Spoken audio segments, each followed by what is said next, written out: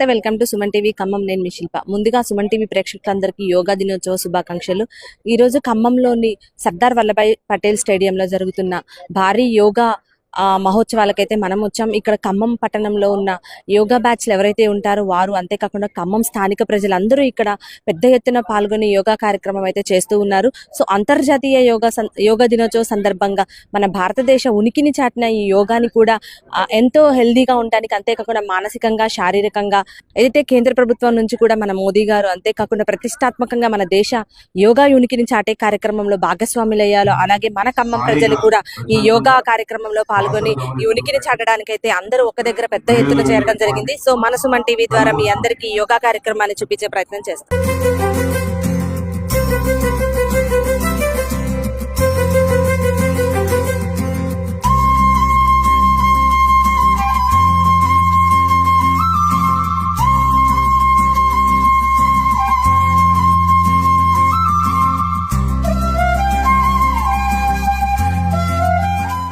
So ప్రస్తుతం మనతో పాటు వెంకట్ గారు ఉన్నారు. తను యోగా ట్రైనర్ అన్నమాట. అంటే ఏదైతే నవ్వుకి సంబంధించిన యోగాలో ఒక భాగమైంది ఉంటుంది, దానికి సంబంధించిన దాంట్లో నిపుణులు, వారితో మాట్లాడి మరికొన్ని విషయాలు తెలుసుకుందాం. నమస్తే సార్, మీ పేరు? నమస్కారం మిత్రుల, నా పేరు మరికంటి వెంకట, అడ్వకేట్ ని, బెంగళూరు లా యూనివర్సిటీ సర్టిఫైడ్ ట్రైనర్ అండి.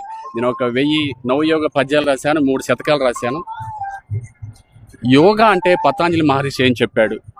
యమ నియమ ఆసన ప్రాణాయామ పత్యాహార ధ్యాన ధారణ సమాధిహో అష్టాంగ యోగం అన్నాడు. అంటే మనిషి సంతోషంగా ఉండమని చెప్పినటువంటి యొక్క యోగ. యమ నియమ ఆసన ప్రాణాయామ ప్రత్యాహార ధ్యాన ధారణం అంటే నియమాలతో కూడినటువంటి యొక్క ప్రతి పని కూడా యోగా. నిద్ర యోగ లేక నీకు గుర్తు మదిన, నిద్ర కూడా యోగానే. నిద్ర యోగ లేక నీకు మదిన గుర్తు,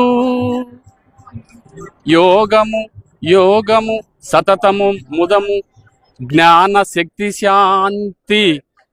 శక్తి శాంతి సంతసంబు యోగము, వేదనాపు నవ్వు వెంకటన్న. నిద్ర కూడా యోగానే.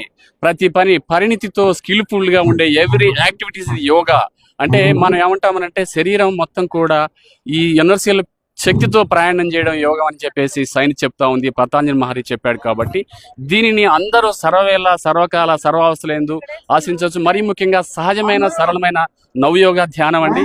ఇది అందరూ సులువుగా నేర్చుకోవచ్చు. దీనిపైన నేను తెలుగు రాష్ట్రాల్లో 2013 నుంచి 23 వరకు వేలాది క్లబ్లు స్టార్ట్ చేసి జనానికి మనం సామాజిక పరమైన అభివృద్ధి కోసం ఈ ప్రయత్నం చేస్తా ఉన్నాం. ఈ ప్రయత్నంలో భాగంగా మనము స్మిత హసిత విహాసిత హపాసితాలని చెప్పేసి యోగ శాస్త్రం చెప్పింది. మిత్రులారా, వింతట నాదే అనుట, సంతట బాధపడుట, ముంతట ఆనంద మనిషి, సంతట భూలోక యాత్ర, బుగబుగ నవ్వుమా.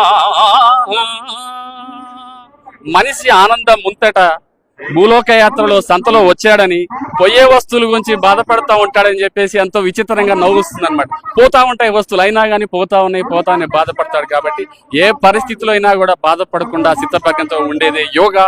దీనినే మన ప్రపంచం అంతా ఆచరింప చేయగలిగితే ఎంతో అభివృద్ధి సాయం తెలియజేస్తూ మీ మరికంటి వెంకట, అడ్వకేట్. నమస్కారం మిత్రుల, జై హింద్. ప్రస్తుతం